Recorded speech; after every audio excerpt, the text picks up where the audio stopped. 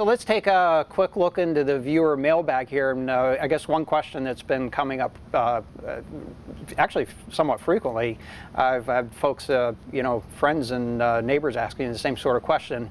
So they, keep seeing conflicting reports about changing my internet passwords and what they need to be concerned about. Some say you have to change your passwords on all your sites, change them now, change them later. What's the question? So I'll go to you first, John. What are your thoughts about this? Well, I think there's a website out there that has kind of a list of a lot of the well-known websites that had this vulnerability.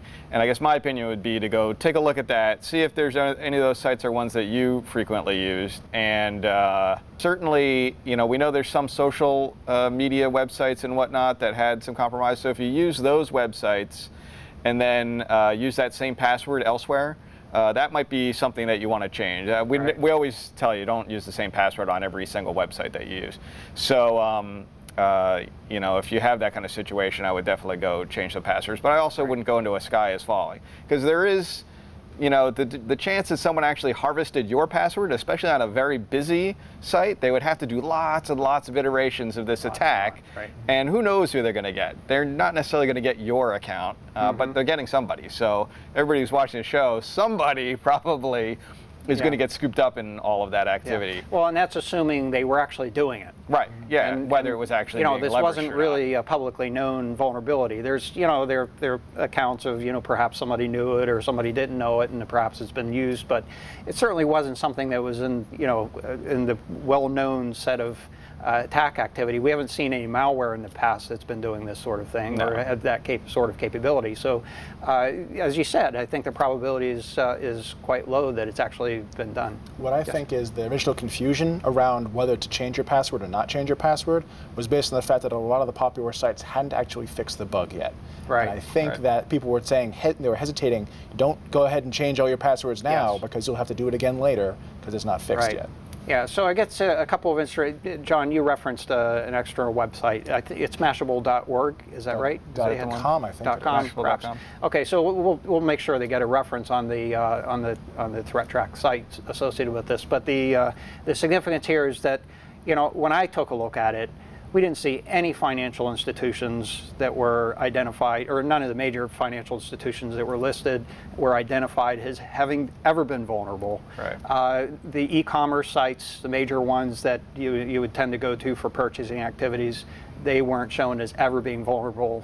There certainly were some social media sites that had, they identified themselves as being vulnerable, but had since fixed the problem.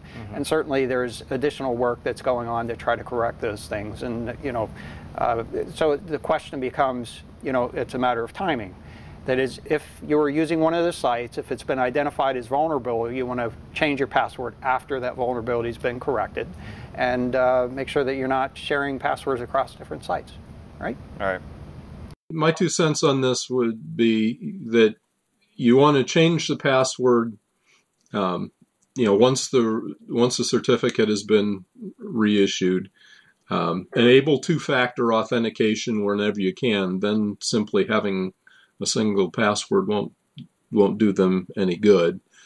And it doesn't hurt to change them early and then change them again later, although I know we tend not to like to change our passwords all that often. So the advice I was giving the middle of last week was, if you're worried, go ahead and change it, but you may understand you may need to change it again in another week or two. Now most of the major sites have updated and patched it, so now it's probably a reasonable time to change them if you're worried.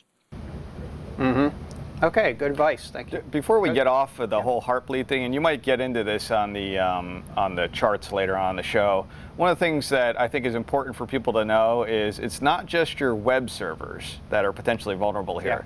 There's mail servers like webmail, there's LDAP, there's the various mail protocols like POP-S, IMAP-S, and there's various encrypted versions of those that use the OpenSSL libraries as the encryption protocol. So you do want to, if you're auditing your own network, make sure that you're accounting for those and not just looking for the port 443, normal HTTPS web port. In fact, two of the top ports that I've seen both on our honeypots and on my home system, are 587 for doing encrypted SMTP and 993 for encrypted IMAP. And then open, some VPN servers that use SSL.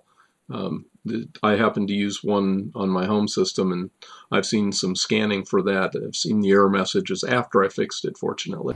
Just out of curiosity, would SOCs be potentially vulnerable to this as well?